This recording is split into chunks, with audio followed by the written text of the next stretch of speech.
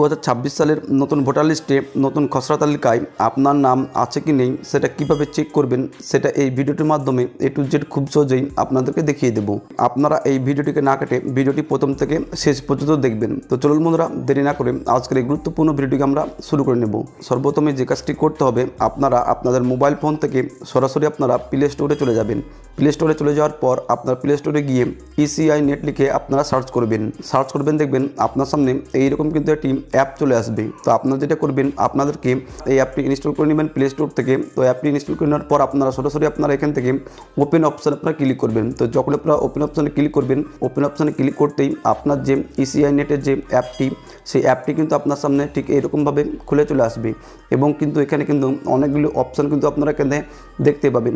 তো আপনারা এই অ্যাপটির মাধ্যমে কিন্তু আপনার যে নাম SIR এর যে 2026 সালের যে নতুন যে ভোটার লিস্ট অথবা যে নতুন যে খসড়া তালিকা, সেটা আপনার নাম আছে কি নেই সেটা কীভাবে চেক করবেন সেটা কিন্তু আপনারা এই অ্যাপের মাধ্যমে কিন্তু আপনারা চেক করতে পারবেন খুব সহজেই।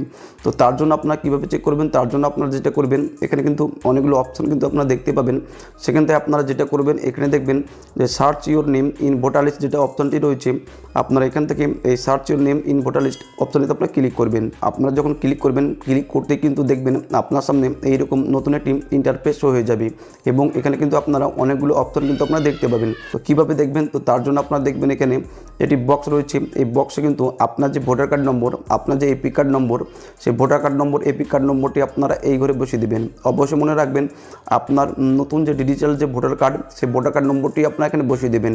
আপনাদের যদি কারো কাছে পুরনো ভোটার কার্ড থেকে থাকে, তাহলে সেক্ষেত্রে সেই পুরনো ভোটার কার্ড নম্বর যদি না আসে এখানে ডিটেলস, তাহলে আপনারা যেটা করবেন, আপনি BLOর কাছে যে ফর্মগুলো আপনার জমা করেছিলেন, দুটি ফর্ম, সেই ফর্মের মধ্যে যে ফর্মটি আপনার কাছে রয়েছে, সেই ফর্মের আপনারা সর্বপ্রথমে দেখে নেবেন যে এপি কার্ড নম্বরটি রয়েছে, ভোটার কার্ড নম্বরটি রয়েছে, সেই ভোটার কার্ড নম্বরটি আপনার এখানে দিয়ে দেবেন। তাহলে কিন্তু আপনারা চেক করে নিতে পারবেন।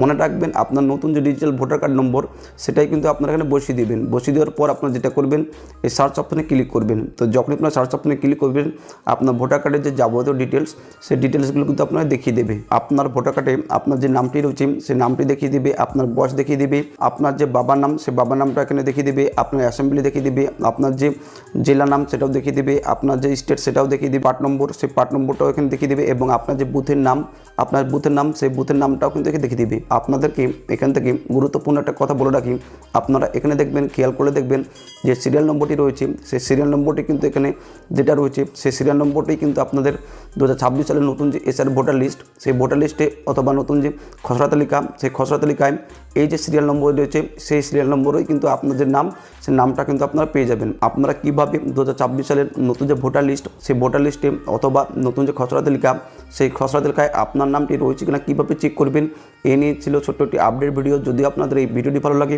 অবশ্যই লাইক করে দেবেন। ভিডিওটি উপকার আসলে অবশ্যই আমাদের বাংলা ইউটিউব চ্যানেলকে সাবস্ক্রাইব করে পাশে বেল আইকনটি প্রেস করে অল নোটিফিকেশন করে রাখবেন।